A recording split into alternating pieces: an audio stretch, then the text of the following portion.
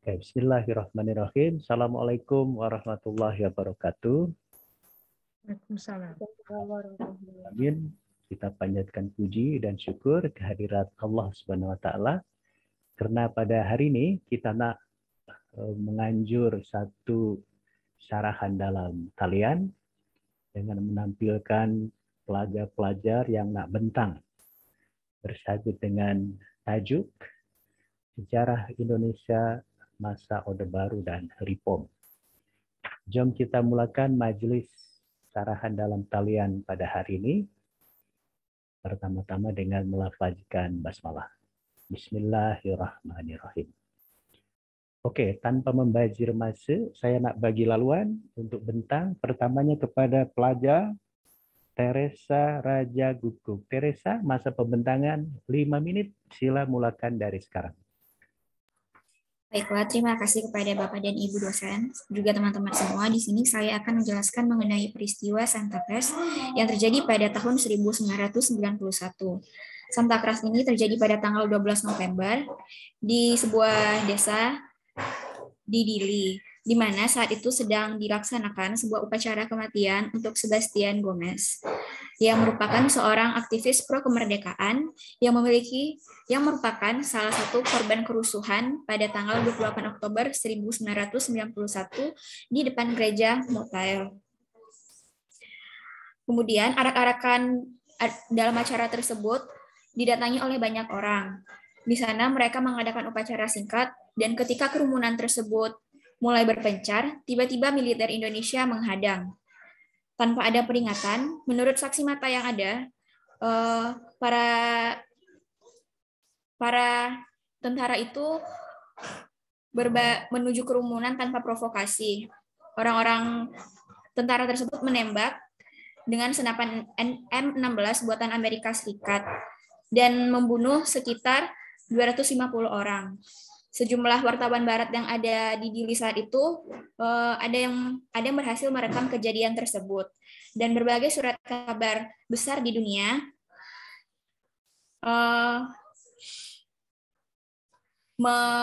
menyayangkan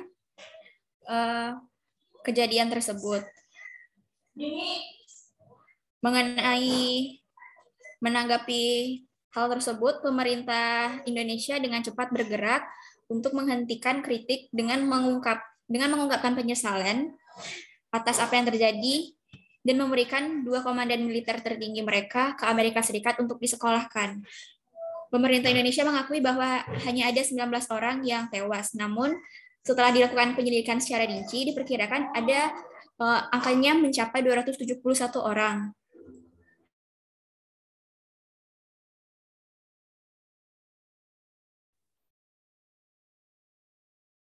Pangkat rendah dan diberi hukuman hanya sekitar 18 bulan penjara.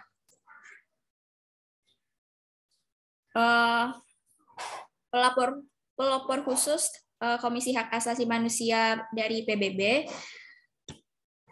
menemukan tidak ada bukti bahwa demonstran dari Timor Timur itu membawa senjata seperti yang dikatakan oleh sebagian pejabat Indonesia. Selain itu, diperkirakan bahwa tentara yang menyerang para penduduk di Timor Timur merupakan orang yang dilatih di IMET atau International Military Education and Training. Namun, hal tersebut disanggah oleh Departemen Luar Negeri dan mengatakan bahwa tidak ada satupun dari perwira militer Indonesia yang ada di Santa Cruz yang melakukan pembantaian tersebut. Pada masa pemerintahan Clinton itu, Clinton pernah berjanji bahwa dia akan membangun sebuah hubungan strategis dengan rezim-rezim despotik yang berbahaya. Juga ia menyayangkan beberapa kejadian yang terjadi pada masa pemerintahan Washington, di mana Washington itu sempat menjual beberapa senjata ke Indonesia, dan diperkirakan senjata-senjata tersebut digunakan untuk membantai penduduk Timor Timur pada tanggal 12 November 1991. Namun nampaknya posisi Indonesia itu amat penting di mata negara barat, dan waktu itu Clinton sempat goyah dan mengungkapkan keterbatasannya pada hak asasi manusia dan hukum internasional. Hal ini didukung dengan kejadian ketika para demonstran dan mahasiswa Timor Timur itu melompat masuk ke daerah ke lingkungan dari Kedutaan Besar Amerika Serikat di Jakarta.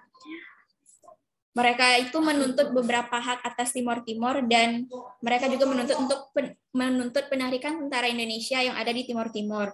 Selain itu, mereka juga menuntut agar Sanana Gustamo, salah satu politikus dari Timor Timur itu dilepaskan.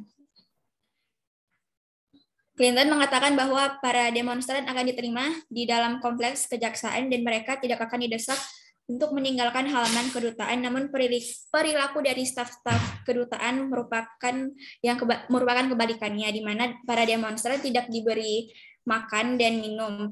Pada akhirnya, para demonstran tersebut diberi makan dan minum, tapi hanya 2 kali sehari. Berita kejadian ini sempat disorot oleh beberapa surat kabar dunia, namun mereka tidak mempertanyakan mengapa demonstran tersebut ada di Kedutaan Amerika di Jakarta, tapi mereka lebih menyoroti ke Kedutaan Amerika tersebut. Mungkin demikian yang dapat saya sampaikan. Terima kasih. Oke, terima kasih. Masa pembentangan dah habis. Sekarang kita bertukar pembentangan daripada Siska Sumawinata. Siska, serupa masa pembentangan 5 menit pun, sila mulakan dari sekarang. Baik, terima kasih Pak atas kesempatannya. Assalamualaikum warahmatullahi wabarakatuh. Saya Siska Sumawinata akan mempresentasikan materi mengenai peristiwa Dili 12 November 1991, Timur Timur pasca integrasi dengan NKRI. Pada pembahasan kali ini, fokus kajian saya ialah mengenai bagaimana kondisi di Timur Timur pasca berintegrasi dengan Indonesia yang memiliki kaitan dengan peristiwa yang terjadi di Dili pada tanggal 12 November 1991. Jadi, pasca berintegrasinya Timur Timur dengan Indonesia, di Timur Timur terdapat 2 kelompok yang saling bertentangan, yaitu kelompok pro-integrasi dan kelompok anti-integrasi, atau kelompok yang pro terhadap kemerdekaan Timur Timur. Kelompok pro-integrasi ini diwakili oleh beberapa partai. Ada Partai UDT, Apodeti, Kota, dan Trabakista. Sedangkan untuk kelompok anti-integrasi sendiri diwakili oleh Partai Fretilin, yang sejak awal berintegrasinya Timur Timur dengan Indonesia, partai tersebut menjadi oposisi yang memunculkan gejolak dan perpecahan di tengah masyarakat Timur Timur. Akibat adanya pertentangan 2 kelompok tersebut, maka bentrokan-bentrokan tidak dapat dihindari. Salah satunya terjadi pada tanggal 28 Oktober tahun 1991 di depan gereja motel. Pada saat itu, kelompok pro-integrasi dan kelompok anti-integrasi saling bentrok dan terdapat korban dari kedua belah pihak. Namun, pada saat itu kelompok anti-integrasi malah memanfaatkan kondisi tersebut untuk demonstrasi anti pemerintah Republik Indonesia. Bertepatan juga dengan momentum kedatangan pelapor khusus Komisi HAM PBB. Pada saat itu, puncaknya terjadi pada 12 November 1991 di Dili. Pada saat itu, Pastor Ricardo sedang menyelenggarakan misa untuk salah satu aktivis pro kemerdekaan yang wafat di tanggal 28 Oktober sebelumnya, yaitu Sebastio Gomez. Setelah misa selesai, para hadirin pun bergegas untuk menuju ke pemakaman Santa Cruz. Nah, pada saat orang-orang itu memenuhi jalan di kota Dili, mereka membentangkan spanduk-spanduk dan meneriakan semboyan pro kemerdekaan untuk Timur Timur. Pada saat itu, banyak orang-orang yang meninggalkan rumahnya, meninggalkan tempat pekerjaannya untuk bisa ikut dalam rombongan yang menjadi demonstrasi massa tersebut. Karena kondisi yang tidak kondusif, 3 peleton aparat keamanan memblokade jalan. Namun, massa itu bisa masuk ke pusat kota dan mengamuk di sana. Pada saat itu terdapat Mayor TNI, yaitu Girhan Lantara, yang berusaha untuk menenangkan massa. Namun, beliau malah tertusuk pisau oleh orang yang tidak dikenal yang mengetahui keberadaannya. Nah, pada saat itu karena massa semakin panik, situasinya tidak terkendali, dan sebagian lain masih berjalan menuju ke pemakaman Santa Cruz. Nah, pada saat itu terdengar suara tembakan dan sebuah granat tangan yang dilemparkan ke aparat keamanan di pemakaman Santa Cruz. Hingga akhirnya aparat keamanan pun membalas dengan tembakan peringatan. Akhirnya suasana pun semakin panik dan banyak sekali korban yang berjatuhan. Korban yang wafat, yang luka-luka hingga terinjak-injak akibat kekacauan yang terjadi pada saat itu. Mungkin sekian yang dapat saya sampaikan. Mohon maaf atas kekurangannya. Wassalamualaikum warahmatullahi wabarakatuh. Waalaikumsalam warahmatullahi wabarakatuh. Oke, terima kasih Siska. Berikutnya adalah Vivi Ulfiatus Samsia. Vivi, sila bentang dalam masa 5 menit pun, mulakan dari sekarang. Assalamualaikum warahmatullahi wabarakatuh. Di sini saya akan membahas mengenai krisis HAM pada masa Orde Baru, yang mana kita akan menelusuri kasus dari Marsina. Marsina sendiri merupakan seorang aktivis dan juga buruh pabrik PT CPS atau Catur Putra Surya, Porong, Sidoarjo, Jawa Timur, yang diculik dan kemudian ditemukan terbunuh pada 8 Mei 1993 setelah menghilang selama 2 hari. Di mana ini berawal pada tahun 1993, Gubernur Jawa Timur mengeluarkan suatu surat edaran nomor 50 tahun 1992 yang berisi himbauan kepada pengusaha agar menaikkan kesejahteraan karyawannya dengan memberikan kenaikan gaji sebesar 20% gaji pokok.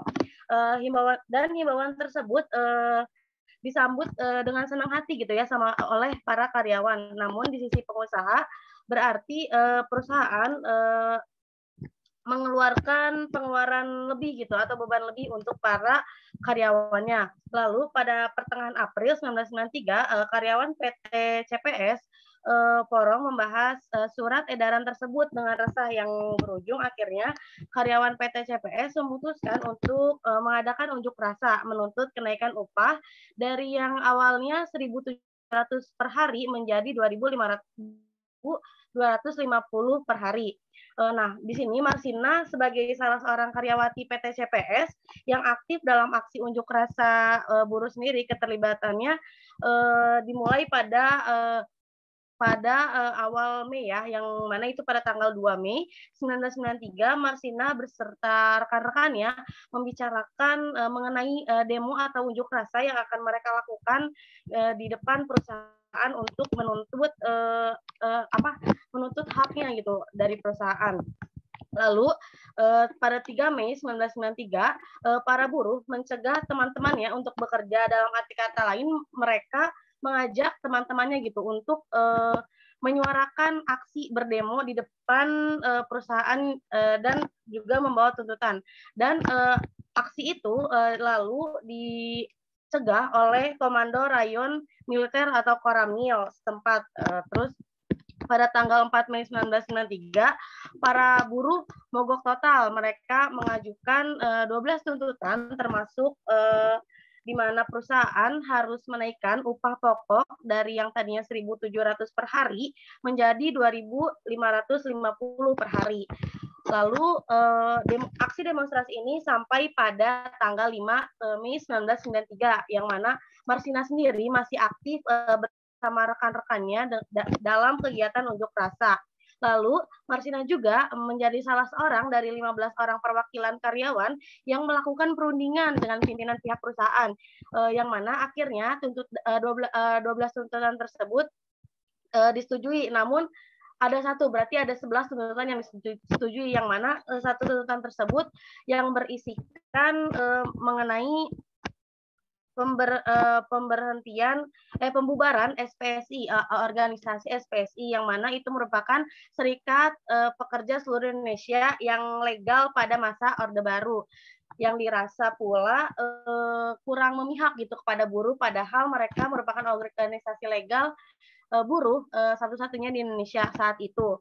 Lalu pada siang hari masih sama di tanggal 5 Mei 1993 tanpa Marsina ketahui gitu ya, 13 rekannya yang sama buruh yang dianggap penghasut unjuk rasa digiring nih ke Komando Distrik Militer atau Kodim Sidoarjo. Di tempat itu mereka dipaksa untuk mengundurkan diri dari CPS beserta ancaman-ancaman yang dikeluarkan oleh Kodim itu sendiri bila mereka tidak mengundurkan diri. Dalam arti kata lain, mereka dipaksa mengundurkan diri, yang mana mereka dituduh telah menggelar rapat gelap dan mencegah karyawan masuk kerja. saat Marsinah tahu teman-temannya dibawa ke Kodim dan dipaksa mengundurkan diri, Marsinah bahkan sempat mendatangi Kodim Sidoarjo juga untuk menanyakan keberadaan rekan-rekannya. Lalu dari sanalah Marsinah merasa ada kejanggalan gitu ya, karena dari tuntutan-tuntutan itu terdapat tuntutan pula di dalamnya bahwasannya tidak boleh ada pemecatan terhadap karyawan yang ikut berdemo gitu, apalagi ini pemecatannya tuh tidak ada kejelasan gitu. Terus setelah itu Marsinah kembali mengingat-ingat bahwasanya dia memiliki saudara di daerah Surabaya yang bekerja di Kejaksaan Surabaya yang telah menangani berbagai kasus juga di sana. Lalu sekitar pukul 10 malam Marsinah pergi ke Surabaya untuk menemui saudaranya tersebut yang bekerja di Kejaksaan Surabaya untuk membantu teman-temannya. Lalu dari situ, dari kepergian Marsinah ke Surabaya tersebut, mulai tanggal 6, 7 keberadaannya sudah tidak ada gitu ya, sudah tidak diketahui lagi. Dan Pipi, masa pembentangan sudah habis. Oke, Pak. Terima kasih. Presentasi cukup sekian. Wassalamualaikum warahmatullahi wabarakatuh. Waalaikumsalam. Oke, kita nak dengar sekarang pembentang berikutnya adalah Tito Karimullah. Tito, masa pembentangan 5 menit pun, sila mulakan dari sekarang. Ya, Assalamualaikum warahmatullahi wabarakatuh. Perkenalkan, nama saya Tito Arif Karimullah. Saya akan menjelaskan mengenai politik Islam pada masa Orde Baru dan pendirian IJMI. Yang poin pertama adalah harapan politik Islam mendapatkan angin segar gitu, karena dinilai merupakan bagian dari pada saat itu penghancuran PKI dan juga ambil alih dalam proses penggulingan Soekarno gitu. Terus ditambah lagi harapannya semakin segar dengan adanya kabar dan juga realisasinya adalah pembebasan beberapa politisi dari tahanan Masyumi pada saat itu, karena di adanya pembebasan tahanan itu kemudian membuat harapan bahwa adanya rehabilitasi dari Partai Masyumi itu sendiri. Tapi ternyata harapan itu ya cuma tinggal harapan, karena pada saat itu pemerintah Orde Baru ternyata menolak rehabilitasi dari Partai Masyumi itu sendiri. Kemudian jalan tengah yang diambil adalah dengan pendirian Partai Muslimin Indonesia atau Parmusi pada tahun 1968. Karena selain penolakan terhadap Masyumi, ada juga penolakan terhadap PDII atau Partai Demokrasi Islam Indonesia yang pada saat itu diajukan oleh Muhammad Hatta.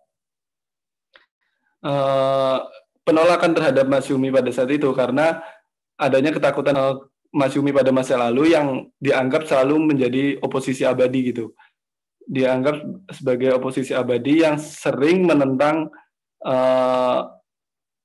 konsep Pancasila dan juga Undang-Undang tahun 45. Pada saat itu Parmusi sudah melakukan muktamar dan berhasil setuju untuk memilih Muhammad Rum untuk menjadi pimpinannya, tapi hal itu digagalkan oleh pemerintah atau tidak disetujui lebih tepatnya karena dianggap mantan Masyumi, jadi masih ada ketakutan terhadap kebangkitan Masyumi, sehingga ada beberapa nama yang menggantikan seperti Jamawi Lukman Harun, kemudian diganti lagi pada akhirnya oleh MHS Mintareja. Kemudian pada saat pemilu pertama pada Orde Baru pada tahun 71, ternyata bisa dilihat Partai Islam pada saat itu ternyata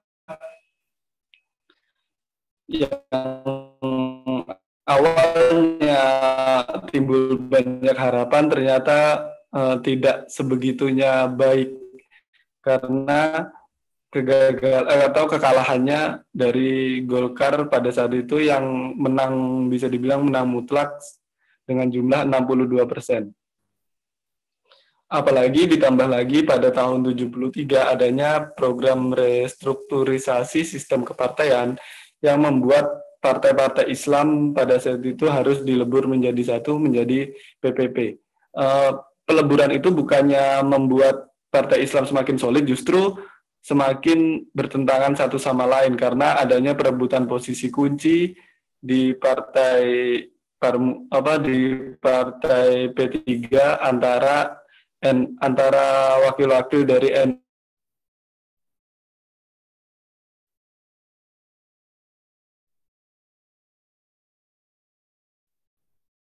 Oke, Tito Arif, suara tak ada dan masa pembentangan dah habis pun ya. Oke, unmute silakan. Sekarang kita nak dengar pembentangan daripada Delia and Hasanah. Delia, serupa masa pembentangan 5 minit pun. Sila mulakan dari sekarang. Terima kasih kepada Bapak dosen dan Ibu dosen yang telah memberikan waktunya kepada saya untuk memaparkan materi mengenai dinamika organisasi ISMI pada masa Orde Baru. Seperti yang sudah kita ketahui bahwa pada masa Orde Baru ini organisasi Islam ini kurang mendapat perhatian yang besar gitu dari pemerintahan Orde Baru. Nah, akan tetapi pada akhir-akhir periode Orde Baru atau lebih tepatnya pada sekitar tahun 1990-an, Presiden Soeharto mulai melirik organisasi-organisasi Islam. Nah, salah satunya ialah ISMI. ISMI ini ialah Ikatan Cendekiawan Muslim Indonesia yang digagas oleh para mahasiswa Universitas Brawijaya. Jadi ISMI ini bukan gagasan langsung dari Presiden Soeharto, namun gagasan dari para mahasiswa. Nah, Presiden Soeharto ini memberikan restunya kepada ISMI untuk didirikan, dan Presiden Soeharto pun menghadiri pertemuan pertamanya di Malang pada tanggal 6 Desember 1990 yang dihadiri oleh 500 cendekiawan Muslim Indonesia. Dan pada masa Orde Baru pula, pada awal kemunculannya ISMI ini mendapat kritikan-kritikan dari berbagai pihak itu, seperti pihak dari Gus Dur dan pihak militer. Bagi Gus Dur, pendirian ISMI ini dapat menjadikan Indonesia ini sebagai menjadi wadah untuk Indonesia ini menjadi Islam eksklusif gitu. Nah, adanya ketakutan dari Gus Dur. Kemudian ISMI ini pun dapat tidak menguntungkan kampanye Gus Dur dalam demokratisnya dan pluralismenya. Sedangkan dari pihak militer sendiri ini menganggap bahwa ISMI ini dapat mengganggu legitimasi Pancasila yang sebagai ideologi negara. Nah, seperti yang sudah kita ketahui bahwa pada masa Orde Baru ini militer ini atau presiden ini menginginkan Indonesia kembali ke dalam ideologi negara, yaitu Pancasila. Nah, walaupun mendapat kritikan dari berbagai pihak, kemudian sikap yang kurang baik dari militer, akan tapi ISMI di bawah kepemimpinan Habibie ini dapat dikatakan berhasil karena anggota ISMI ini bisa dikatakan hampir seluruh cendekiawan Muslim ini masuk ke dalam ISMI. Dalam buku yang saya baca, pada tahun 1993 ini anggota ISMI ini sudah hampir 11.000 orang, sedangkan dalam buku Sejarah Indonesia Modern disebutkan bahwa organisasi ISMI ini anggotanya hampir menyentuh 40.000 orang, sehingga dapat dikatakan bahwa ISMI ini sudah menjadi organisasi yang populer di kalangan cendekiawan Muslim di Indonesia. Nah, selain itu anggota dari ISMI ini pun memiliki pengaruh yang sangat besar di Indonesia, terutama di wilayah Jawa, dan anggota ISMI ini pun masuk ke dalam tatanan pemerintahan. Akan tetapi tidak semua anggota ISMI ini masuk ke dalam pemerintahan atau mendapatkan jabatan. Nah, ada pula berbagai tokoh yang tidak masuk ke dalam pemerintahan. Nah, selain itu di dalam tubuh ISMI juga ternyata tidak hanya diisi oleh para pendukung masa Orde Baru pula, namun pada tubuh ISMI juga berisi tokoh-tokoh yang menginginkan reformasi. Nah, salah satunya tokoh itu ialah Amin Rais. Nah, Amin Rais ini memang dikenal sebagai tokoh yang sangat vokal akan kebijakan pemerintahan Orde Baru, sehingga ia tidak memiliki jabatan di pemerintahan, serta pada akhirnya Amin Rais ini memutuskan untuk keluar dari ISMI. Padahal pada saat itu Amin Rais ini sedang menjabat sebagai Dewan Forum ISMI. Dan alasan ia keluar dari ISMI itu ialah agar ia mendapat kebebasan untuk mengeluarkan pendapatnya atau kritikannya terhadap kebijakan Orde Baru. Mungkin cukup sekian dari saya. Terima kasih. Assalamualaikum warahmatullahi wabarakatuh. Waalaikumsalam. Oke, terima kasih Delia and Hasanah masa pembentangan cukup. Sekarang kita nak dengar pembentang terakhir yaitu Putri di Octavia. Putri, masa pembentangan serupa 5 menit pun, sila mulakan dari sekarang. Ya, terima kasih Bapak. Assalamualaikum warahmatullahi wabarakatuh. Perkenalkan nama saya Putri Octavia. Di sini saya akan memaparkan mengenai peristiwa Gejayan 1998. Di mana peristiwa ini terjadi di Yogyakarta, tepatnya di Jalan Gejayan, yang merupakan salah satu dari banyaknya aksi demonstrasi yang dilakukan oleh mahasiswa di Indonesia. Aksi demonstrasi yang dilakukan ini tidak luput dari berbagai masalah yang saat itu terjadi di Indonesia, seperti krisis ekonomi, di mana harga-harga mulai naik, lalu adanya krisis institusi, di mana memang kebanyakan pejabat itu berasal dari militer, lalu adanya krisis kepercayaan, di mana memang kepercayaan terhadap Presiden Soeharto mulai menurun, dan juga adanya praktik korupsi. Karena hal-hal ini pun berbagai gerakan mahasiswa muncul, dan salah satunya adalah gerakan somasi atau solidaritas mahasiswa Sanata Dharma untuk reformasi, di mana mereka menuntut agar harga-harga diturunkan, lalu Indonesia yang bebas dari korupsi, dan juga pergantian kepemimpinan nasional, atau mereka menuntut agar Presiden Soeharto untuk turun. Mereka pun awalnya mereka berkumpul di halaman kampus Sanata Dharma, lalu akhirnya mereka turun ke jalanan, yaitu Jalan Gejayan, merupakan jalan yang menghubungkan kampus utama di Yogyakarta, dan bisa dengan mudah diakses. Lalu tak hanya mahasiswa saja yang terlibat dalam aksi ini, namun warga biasa pun ikut terlibat.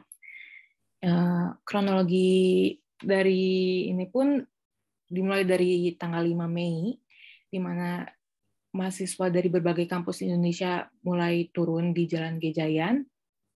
Mereka menyuarakan tuntutan mereka kepada pemerintah.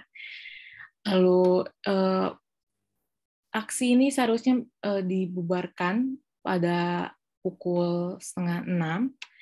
Ada sebagian mahasiswa yang sudah membubarkan diri, namun sebagian lagi masih menetap, hingga akhirnya harus dibubarkan secara paksa oleh aparat dengan melemparkan gas air mata, sehingga hal ini pun membuat mahasiswa panik. Mereka berlarian, bahkan sebagian dari mereka menyerang aparat dengan melemparkan batu.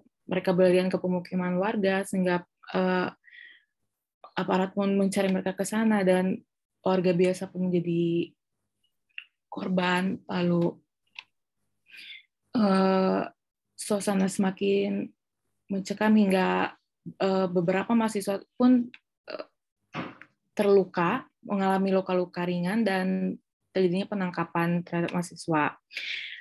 Aksi ini terjadi hingga 3 hari berikutnya, dan puncaknya pada 8 Mei, di mana aksinya semakin besar dari sebelumnya, bahkan menewaskan seorang warga bernama Moses atau Gacha, dan juga menyebabkan puluhan peserta aksi terluka, dan juga penangkapan puluhan mahasiswa lainnya. Hingga karena bentrokan ini pun Kapolda saat itu membuat aturan bahwa aksi demonstrasi tidak boleh dilakukan lebih dari pukul 2 siang. Meskipun begitu, demonstrasi pun masih dilakukan hingga akhirnya Presiden Soeharto mengundurkan diri sebagai Presiden Indonesia. Sekian dari saya, terima kasih. Oke, terima kasih Putri de Octavia dah bentang Oke, pelajar yang lain kita dah dengar pembentangan daripada rekan-rekan pengajar.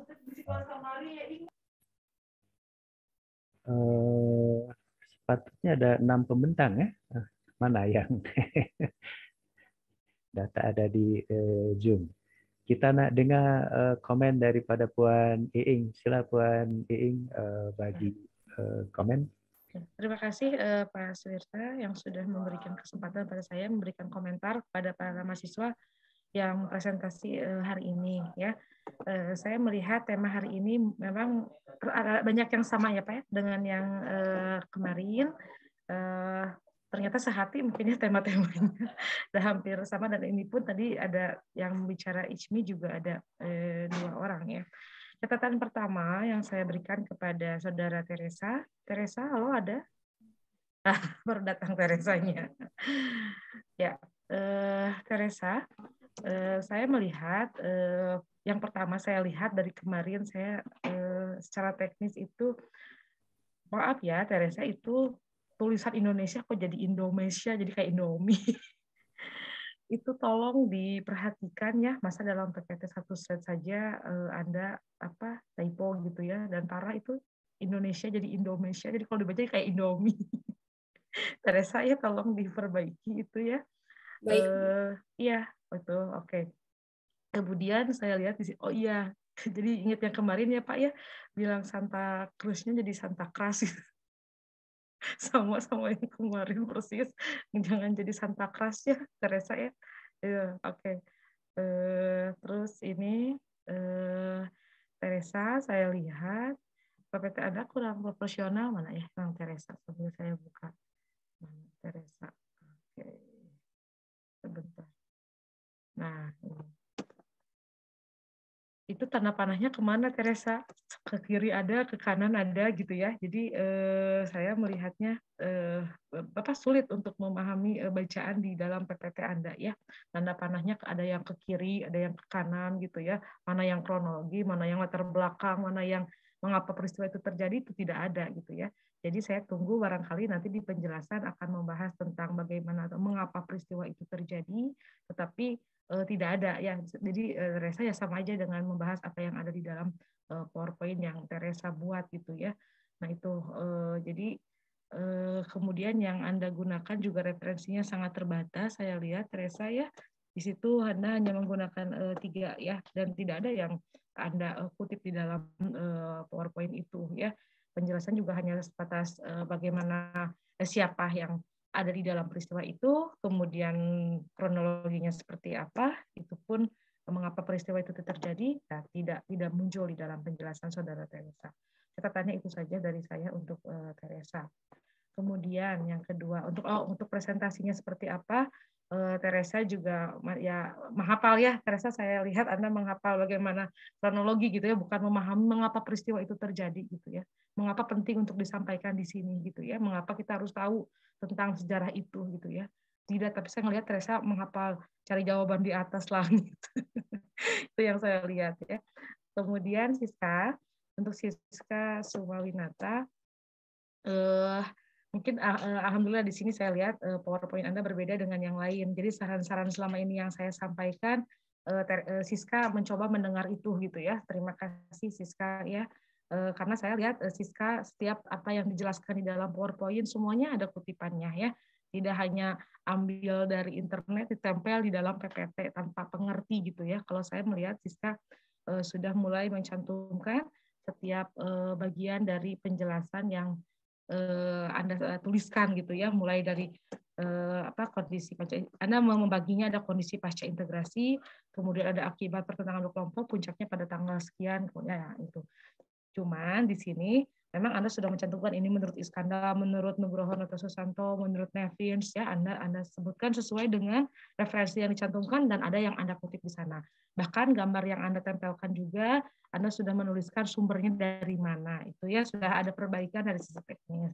Namun tetap dalam pemahaman penjelasan tentang peristiwa di 12 November ini, Timur Timur pasca integrasi dengan NKRI, tidak digali juga mengapa peristiwa ini terjadi, lebih kepada Anda menyebutkan hanya kronologi dan latar belakang dan dampaknya gitu ya, seperti itu. dan di penjelasan pun sama ya. Siska mungkin memahami, mempelajari, menghafalkan tentang peristiwa itu gitu ya Siska ya.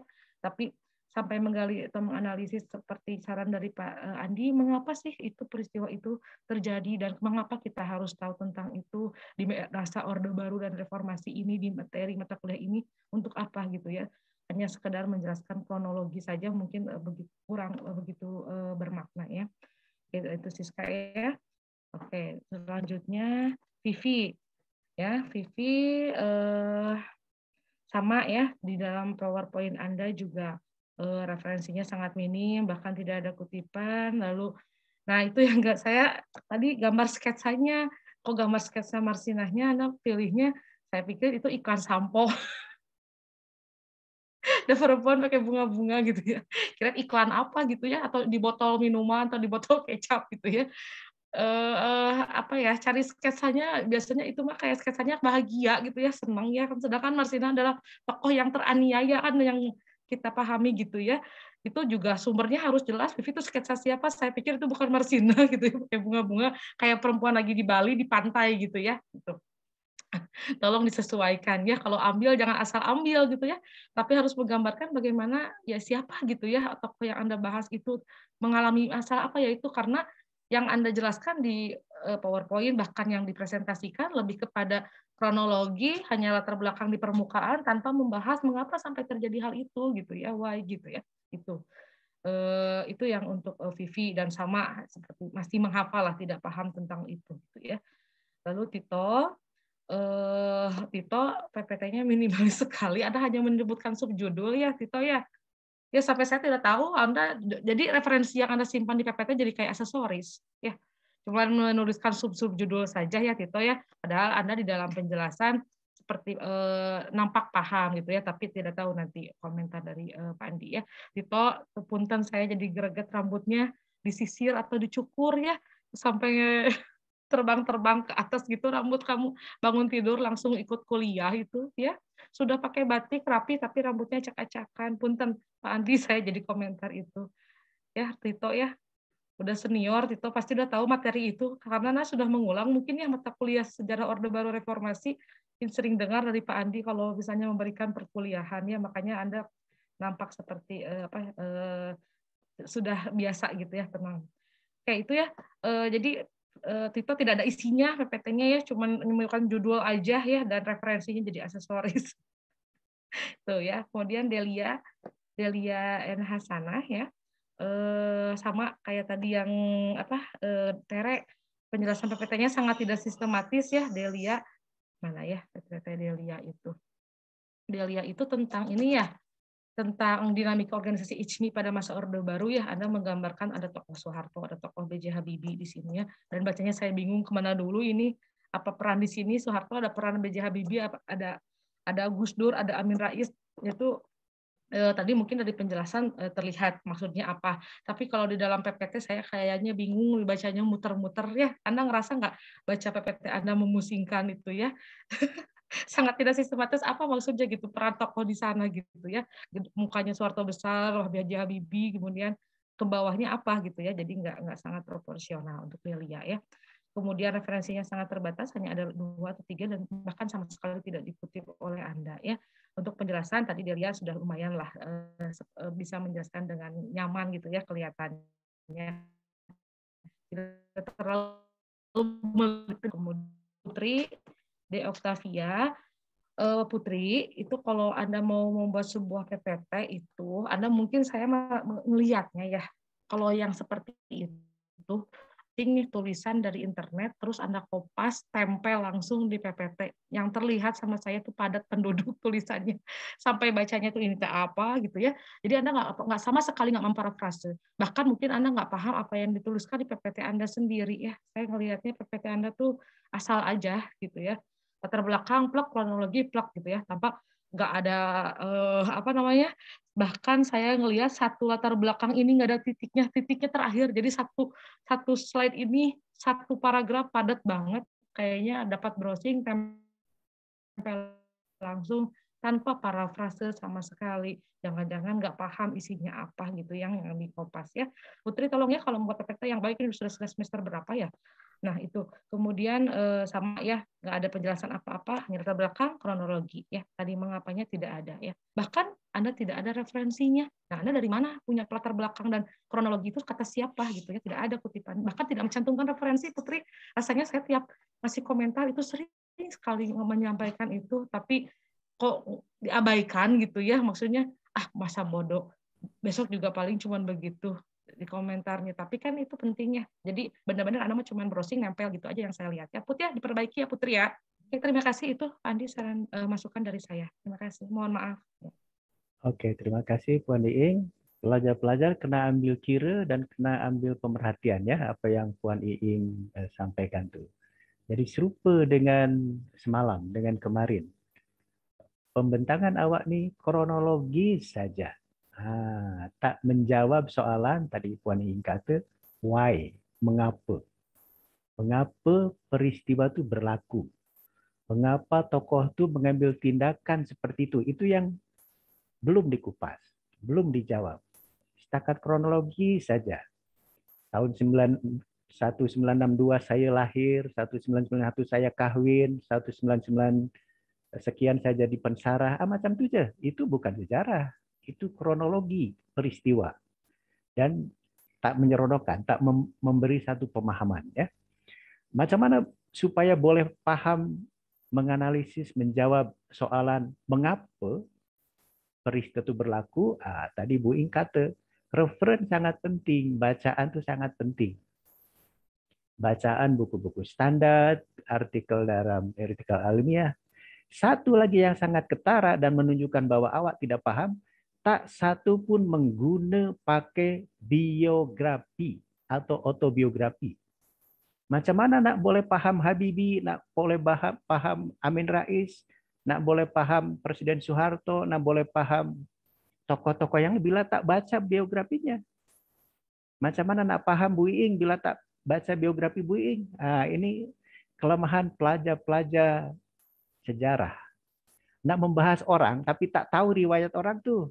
Itu kena bacalah biografinya. Tak satu pun yang mengguna pakai dari semalam ya biografi tokoh yang tengah awak kupas, yang tengah awak bahas ya. Tambah lagi tadi kata Bu Iing, meletak gambar pun salah. Marsirah macam penyanyi Hawaii ya atau di Bali. Itu yang Soeharto Ismi itu Soeharto kepenak zamanku toh. Bukan Soeharto tahun 90-an, itu Soeharto selepas bersara. Jadi bila awak nak membahas PND pada masa pelajar, pada mahasiswa, kena ambil gambar saya masa mahasiswa, bukan sekarang. Sekarang saya lagi handsome. Dulu masa pelajar saya tak handsome. Jadi mengambil gambar sejarah itu penting. Tak boleh ambil, kata Bu Ing, Marsina ini tokoh teraniaya. Awak ambil dia macam pelakon. Nah itu tak betul ya. Pak Harto tahun 90-an dia berwibawa. Ini diambilnya Pak Harto yang sudah tua, penak zamanku toh, dah pensiun pun. Nah itu. Jadi tak setakat kronologis saja mengupasnya, ambil gambar, ambil sumber yang sudah pun tak paham. Nah, itu diragukan nih sebagai pelajar sejarahnya macam tak paham sejarah ya. Jadi bila nak tahu Bu Iing masa di Tadika, masa di TK, jangan ambil gambar Bu Iing sekarang. Sekarang Bu Iing lagi lawak, lagi comel, lagi cantik ya. Dulu mungkin masih TK dia comel juga, cantik juga, tapi kanak-kanak gambarnya kan. Nah, macam tuh ya. Oke, saya nak pertamanya kepada Teresa ya. Jadi Teresa pun macam tak paham ya, sama dengan semalam ya, mengenai peristiwa Santa Cruz ini ya. Jadi coba Teresa, sepatutnya konteksnya mengapanya tuh harus dikupas ya. Jadi sebenarnya strategi daripada Kerajaan Orde Baru, dia nak menginvasi Timur Timur itu, dia guna isu-isu yang strategis. Itu yang kena dibahas oleh Teresa. Pertama, bahwa Fretilin itu adalah satu pertubuhan komunis. Karena itu Indonesia yang anti komunis disokong oleh negara-negara Barat, Amerika Serikat pun menyokong. Sebab Fretilin kononnya komunis. Pertama ya, itu yang menjadikan kita berjaya menginvasi Timur Timur. Kedua, masalahnya setelah isu komunisme itu menjadi tak populer tahun 90-an dengan bankruptnya Soviet Union, isu itu menjadi tidak relevan. Tapi yang kedua, kerajaan Orde Baru dia tahu bahwa majority masyarakat Timur itu Katolik. Karena itu dia bagi tugas Presiden Soeharto, jenderal-jenderal, tentara-tentara yang beragama Katolik untuk menangani Timur. Beni Murdani, Dading Kalbuadi, siapa tuh Pangdam Udayan, itu semuanya orang-orang Katolik, orang Protestan. Untuk menangani masalah Timur supaya tak ada kesan bahwa orang Katolik ditindas oleh orang Islam yang majority daripada Indonesia. Itu pun tak berjaya. Jadi itu yang kena dipahami oleh Teresa, dianalisis ya.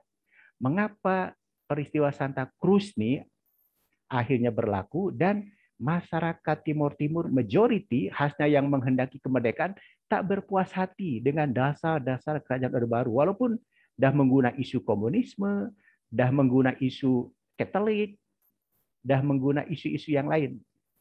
Itu yang kena dipahami, dianalisis ya, sehingga menjadikan kerajaan Orde Baru pun karena jenderal-jenderal Katoliknya tak berjaya, Beni Murdani pun dicopot kan. Dicopot, akhirnya diganti oleh Jenderal Tri Sutrisno sebagai Panglima ABRI-nya. Itu yang sepatutnya dianalisis, apa pasal berlaku peristiwa Santa Cruz, masyarakat Timur yang menghendaki kemerdekaan tak puas hati dengan kerajaan Orde Baru. Banyak faktor tuh ya yang kena dianalisisnya. Salah satunya bila awak baca bukunya Seno Gumira Aji Dharma ya, itu pendekatan tentara kita kepada masyarakat Timur itu kurang manusiawi. Dia macam menghadapi orang-orang Pertelin ini macam menghadapi orang PKI di Jawa. Bila ada satu keluarga dan ada satu keluarganya yang aktif dalam PKI, di Jawa kan dianggapnya tidak bersih lingkungan. Ditindas semuanya kan. Di Timur pun macam tuh. Di Timur biasa, bila ada satu keluarga, itu ada anggota Pretelin, ada anggota UDT, Apodeti. Sepatutnya bila ada satu keluarga, anggota Pretelinnya hanya satu saja yang ditumpas, yang ditindas. Yang lainnya, karena tak menghendaki kemerdekaan, kena dibina oleh tentara kita. Nah, pendekatan teritorialnya tak berjaya. Orang Jawa kata menggebiah uyah. Orang Sunda kata sakompet daunkeun, pokoknya lamun aya keluarga anu anggota Pertelin beresan kabeh. Itu menjadikan, bayangkan, penduduk Timur masa berintegrasi 600.000. Tahun 90-an tinggal 300.000. Tak ada setengahnya. Jadi pendekatan teritorialnya kurang manusiawi. Itu yang menjadikan ramai orang Timur akhirnya merasa tak puas hati dengan kerajaan Orde Baru. Macam ya terasa ya, itu sekarang jenderal yang sekarang berkuasa itu jasanya untuk mengambil hati orang Timur tak berjaya pun tuh ya. Atuk Luhut tuh ya, Apung Luhut tuh ya, Luhut Panjaitan tuh. Jadi satu bukti bahwa strategi tentara kita untuk mengambil hati orang Timur dari tahun 70-an hingga 90-an tak berjaya sepenuhnya. Itu yang menjadikan peristiwa Santa Cruz begitu kritikal, begitu penting untuk menunjukkan ketidakpuasan hati masyarakat Timur. Itu yang kena dianalisis ya. Bacalah biografinya Ramos Horta. Siapa tuh pendeta Katoliknya yang terkenal tuh? Baca itu ya. Baca pun Beni Murdani punya biografi, Dading Kalbuadi ya. Presiden Soeharto pun, jadi belok tuh ya, pendeta Katoliknya tuh ya, itu kena dibaca tuh ya, supaya paham mengenai peristiwa Santa Cruz dan tak puas hati Timur tahun 90-an. Siska Sumawinata, serupa pun ini ya, Santa Cruz dilinya, bila Teresa tadi oke tuh, jadi tentara kita menghadapi satu tunjuk perasaan, dia tak sadar bahwa itu diliput oleh media asing. Lepas itu dia tak menggunakan standar Biasanya bila tunjuk perasaan, yang menghadapi adalah polis, bukan tentara. Bila tentara, dia punya cogan kata, ditembak atau menembak. Tapi bila polis, dia biasa menghadapi tunjuk perasaan, dia setakat guna pentungan saja, tameng saja. Itu yang tak disedari oleh kerajaan Indonesia menghadapi para penunjuk perasaan di Santa Cruz itu oleh tentara. Sehingga tentara langsung menembak. Dan tentara tak sadar, ramai wartawan-wartawan asing yang meliput peristiwa itu. Sehingga menjadi tersebar kemana-mana di serata dunia. Malulah kita sebagai satu bangsa ya. Karena dianggapnya tentaranya fasis, tentaranya kejam, membunuh semua orang. Oleh itu, ini coba Siska ya. Ini kerap nih saya bagi soalan, tapi belum ada yang boleh jawab. Apa pasal Menteri Luar Indonesia, khasnya Ali Alatas, sering mengatakan di forum-forum antar bangsa, masalah Timur Murni macam pebble in the shoes. Boleh jawab Siska, apa maksudnya pebble in the shoes? Dan konteksnya? Untuk persoalan Timur itu masih belum ini Pak, masih belum dapat diatasi pada saat itu. Namun untuk yang mengenai Menteri Luar Negeri Ali Alatas itu saya belum begitu tahu Pak. Tak paham pun ya. Jadi kena baca biografinya Ali Alatas sebagai Menteri Luar, baca biografinya Pak Harto, Ben Murdani, yang lainnya. Pebble in the shoes itu macam kerikil dalam kasut, kerikil dalam sepatu. Bila Siska jogging, pakai sepatu, ada kerikil tak nyaman kan? Jadi itu yang menjadikan masalah-masalah di Timur seperti Santa Cruz itu mengganjal terus dalam politik luar negeri Indonesia. Itu yang menjadikan nanti selepas Indonesia reformasi, B.J. Habibie membagi kemerdekaan kepada Timur ya. Jadi itu yang kena paham ya. Jadi Siska ingin membahas Santa Cruz, Timur tapi tak paham Timur macam mana ya? Karena tak membaca biografi tokoh yang pentingnya ya. Oke, lepas itu PP, krisis HAM. Ini penjelasannya tak selari, PP. Jadi coba tadi terutama judulnya adalah krisis hak asasi manusia masa Orde Baru. Penjelasannya cantik sebenarnya bahwa dalam sistem industri Pancasila itu ada 3 pihak. Pemerintah, pihak industri atau pihak pabrik, dan pihak buruh. Tadi pemerintahnya Gubernur Jawa Timur dah membagi gaji kena ditaikan. Dah baik tuh pemerintah tuh, ya. Tapi ketika pihak kilang, pihak industri, perusahaan nak mengamalkan kebijakan Pemda Jawa Timur itu tak dilaksanakan. Jadi masakan yang salahnya pihak industri, pihak pabrik, yang disalahkan Orde Baru. Pemerintahnya ada baik menaikkan gaji. Jadi judul awak nih, Bui Inkate ini dah membuat satu judgment in history, membuat pengadilan dalam sejarah. Pemerintah melanggar HAM. Siapa yang melanggar HAM? Pemerintah daerahnya. Naikkan gaji supaya buruh sejahtera. Yang melanggar HAM-nya adalah pihak yang punya pabrik sepatutnya. Itu yang awak kena analisis. Jadi kasus Marsinah, case Marsinah, lepas itu awak menyalahkan kerajaan Orde Baru, kerajaan Orde Barunya dah baik melalui Pemda Jawa Timur. Awak macam tak paham peristiwa ini ya. Jadi itu yang kena betul menganalisis sebuah peristiwa sehingga tadi kata orang Sunda teu disa kompet daun ke. Tak payah membuat satu pengadilan sejarah. Kena betul analisisnya ya. Kenapa Marsinah dibunuh? Kenapa walaupun Pemda dah membuat peraturan naikkan gaji, tapi pihak industri tak menaikkan gaji? Boleh menaikkan gaji, tapi ada tuntutan lain supaya pertumbuhan buruh dibubarkan. Itu yang sepatutnya dianalisis supaya kita tak langsung membuat kesimpulan pelanggaran HAM pemerintah Orde Baru. Mana yang melanggar? Yang melanggarnya bukan kerajaan. Yang melanggarnya pihak pabrik, mungkin karena kerjasama dengan Kodim. Ya. Belum lagi bila awak analisis siapa yang membunuh. Bukan Pak Harto kan? Itulah ya. Jadi membuat tajuk itu kena yang betul supaya selari dengan apa yang dikupas, apa yang dianalisis oleh PP ya. Baca buku Marsinah bila memang ada yang nulis biografinya ya. Baca pun mungkin biografinya Gubernur Jawa Timur masa itu siapa ya, termasuk komandan kodimnya segala macam, supaya boleh paham mengenai case daripada Marsinah ini ya. Tito, saya berbeda dengan Puan Iing bila Puan kata, oh, Tito ini oke penjelasnya. Pada saya awak juga belum membahas Ijmi. Awak membahasnya Masyumi, tak ada hubung kait Masyumi dengan Ijmi.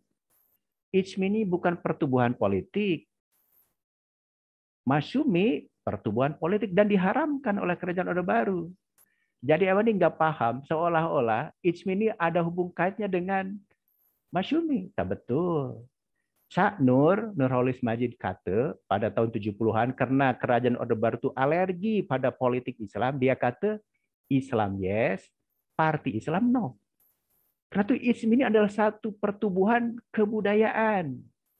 Satu pertubuhan sosial, bukan pertubuhan politik. Sebab Kerajaan Orde Barunya alergi dengan politik Islam. Itu yang Tito pernah paham ya. Jadi orang kata justru Ijmi ini karena populer, orang kata ini serupa macam Sarekat Islam pada awal abad ke-20, populer. Disambut oleh cendekiawan Muslim, oleh Akarubi dan seterusnya. Itu yang Tito tak analisis habis oleh pembahasan Masyumi, pembahasan tahun 70-an, belum menyentuh Ijmi pun. Jadi sesungguhnya Tito belum paham mengenai mengapa Ijmi populer tahun 90-an dan mengapa Ijmi pun misalnya harus dipimpin oleh menteri-menterinya Presiden Soeharto.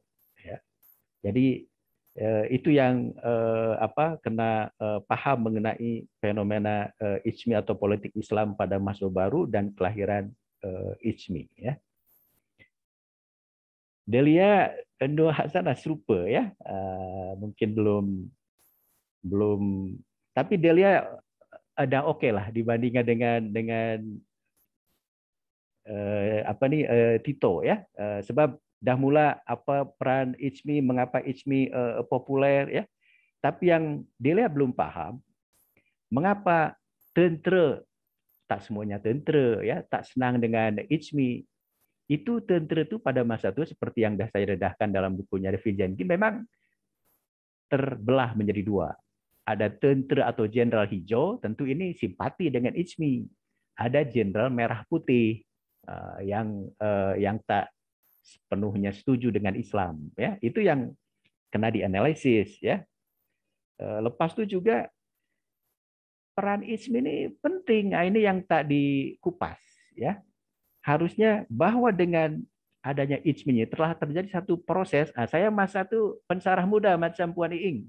Saya dah tulis di Akhbar fenomena berdirinya Ijmi itu dengan satu tajuk santrinisasi birokrasi. Jadi dengan adanya Ijmi atau Orde Baru tahun 90-an ini, betapa pejabat-pejabat Indonesia, kantor-kantor Indonesia itu semuanya mengamalkan ajaran Islam. Ada pengajian, bila jumpa Assalamualaikum. Jadi ini santrinisasi birokrasi, proses pengislaman birokrasi di Indonesia Ijmi ini. Pertama, itu kena dikupas ya. Yang kedua, dengan adanya Ijmi, pembangunan ekonomi pun bertukar daripada Wijoyonomik ke Habibinomik.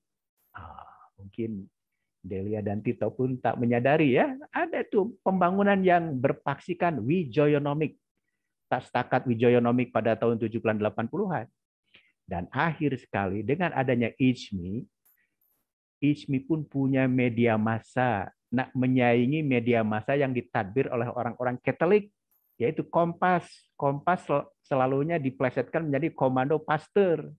Tapi Ijmi nak, orang Indonesia ini, bangsa Indonesia punya media massa yang membela nilai-nilai Islam. Apa dia? Republika hingga sekarang. Jadi kena pahamlah ya mengenai Ijmi ini dan apa perannya. Memang ada yang tak bersetuju, macam Gus Dur, yang semalam saya kata, Gus Dur kata Ijmi ini ikatan calon mualaf Indonesia sebab pengurusnya bukanlah orang Islam yang baik ya. Ya dengar kan Harmoko jadi Menteri Penerangan, jadi pengurus Ijmi ya. suruh mengetes orang yang hafiz Al-Quran sebagai menteri pendangan, Harmoko kata, coba baca surat Al-Baqarah ayat 500. Mana ada surat Al-Baqarah ayat 500? Ya. Sama dengan awak mentes orang tahfidz Al-Quran, coba baca surat Al-Ikhlas ayat 20. Tak ada.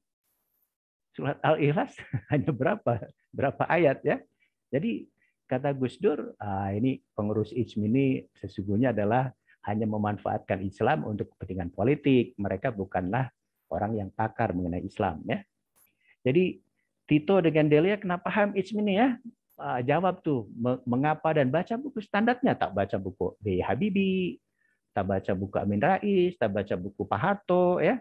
Tak baca bukunya Hefner yang antropolog daripada Amerika Serikat yang pakar mengenai IJMI itu ya. Oke, dan akhir sekali saya pikir siapa nih Putri, serupa dengan semalam ya, bahas peristiwa kejayaan kronologi saja ya, tarik sekian berlaku ini, taruh sekian berlaku ini ya. Coba, bila saya ada satu soalan ya, tadi ada dikatakan dalam peristiwa itu ada seorang yang meninggal dunia. Tapi mengapa orang yang meninggal dunia nih, siapa namanya nih, Mas Gatot siapa awak tadi kata ya? Tak macam terbunuhnya pelajar di Trisakti yang menjadikan Soeharto betul-betul turun daripada presiden dan gerakan reformasi begitu hebat. Jadi di Yogyakarta pun ada orang yang meninggal dalam tunjuk perasaan, tapi tak menjadi isu utama seperti meninggalnya pelajar di Trisakti. Itu yang patut dianalisis. Jadi awalnya macam belum paham mengenai peristiwa ini ya. Belum lagi yang semalam saya kata, mungkin mahasiswa Yogyakarta ini terinspirasi oleh tokoh-tokoh informasi. Awak tak menyebut pun Amin Rais, ya, tak menyebut pun pensyarah-pensyarah Gajah Mada yang kritis pada kerajaan Orde Baru. Sebab nanti pada masa reformasi ramai pensyarah-pensyarah daripada Gajah Mada yang akhirnya menjadi menteri-menteri daripada B.J. Habibie. Ya, jadi adapun pertarungan politik, adapun persaingan politik, ya. Jadi itu yang kena dipahami. Pelajar tuh dia setakat dia takkanlah berdiri sendiri, punya ide sendiri, ya. Selalunya di belakangnya ada pensyarah, ada mentor intelektual, ya, ada yang menasehati. Jadi sejak dulu gerakan 66 pun kan disokong oleh Angkatan Darat, ya. Saya pikir mungkin gerakan Masudi Gejaya ini dia disokong oleh para pensyarah dari Gajah Mada, dari IKIP Yogyakarta, ya, dan yang lain-lainnya. Itu yang kena dianalisis, ya, sehingga kupas saja analisisnya tidak kronologis saja, ya. Saya pikir itu komen saya, dan seperti Puan Iin kata, masih membuat kertas kerja penuh, coba referen tuh ya, minimal 10 guna buku standar. Guna artikel-artikel yang relevan. Bila nak letak gambar yang betul. Jangan letak gambar Marsinah yang tersiksa menjadi Marsinah yang bahagia, ya. Itu Marsinah di surga tuh, ya, belum di dunia. Bila itu pun bila masuk surga. Jadi pelajar sejarah ini kena cara berpikirnya sejarah, ya. Jadi jangan melihat Pak Harto masa dia muda dengan masa tua beza. Masa saya masih pelajar sekolah menengah dengan sekarang dah menjadi pensyarah beza, ya. Jadi orang sejarah itu kena menganalisis dalam konteks zamannya. Tak boleh menganalisis pikiran PND Suwirta masa kecil dengan PND sekarang menjadi pensyarah lain. Saya dulu tak pandai, ya. Sekarang mungkin pandai karena banyak baca, ya, itu.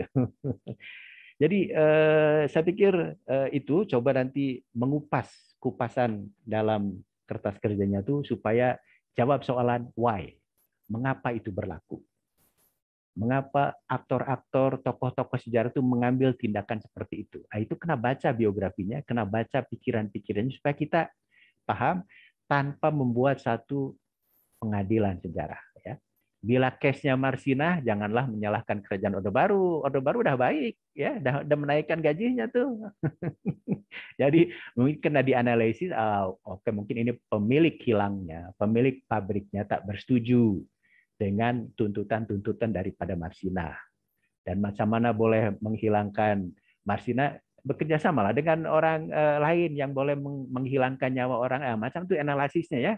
Jangan case-nya Marsinah, gaji dinaikkan oleh Pemda, tapi menyalahkannya kerajaan Orde Baru. Kata Pak Harto, naon orang matinya hona naon. Nah, jadi kena analisisnya yang fokus, yang betul ya. Jangan menggebiah uyah, jangan mengeneralisir supaya kasusnya menjadi menarik. Ya. Saya pikir itu saja. Jom kita akhiri majelis kita yang dah 1 jam ya, 1 jam 1 menit. Bersama-sama melafazkan hamdalah. Alhamdulillahirrabbilalamin. Kita akan bertukar ke WhatsApp group untuk tengok pun komen-komen ringkas daripada rekan-rekan pelajar yang lain ya, sehingga pukul 12. Oke, pekan hadapan, minggu hadapan pelajar-pelajarnya bentang kena macam nih ya. 10-15 menit sebelum majelis dimulakan kena ada dan coba seperti komen Bu Iing, komen saya, jawab mengapa tuh. Soalan mengapa tuh yang kena dianalisis ya. Kita jangan kronologis saja. Semalam apalagi kronologisnya lagi teruk ya. Raja lahir, kawin, lepas itu mati. Sekarang oke lah kronologisnya. Tapi kronologis tak cukup. Sejarah tuh kita tak paham bila kronologis ya. Tapi mengapa dan bagaimana, itu lagi penting ya. Untuk menganalisis satu peristiwa atau tindakan seorang tokoh sejarah. Sekian, terima kasih. Assalamualaikum warahmatullahi wabarakatuh. Waalaikumsalam warahmatullahi wabarakatuh. Terima kasih. Terima kasih, Bapak. Bapak. Oke, boleh ya. Oke.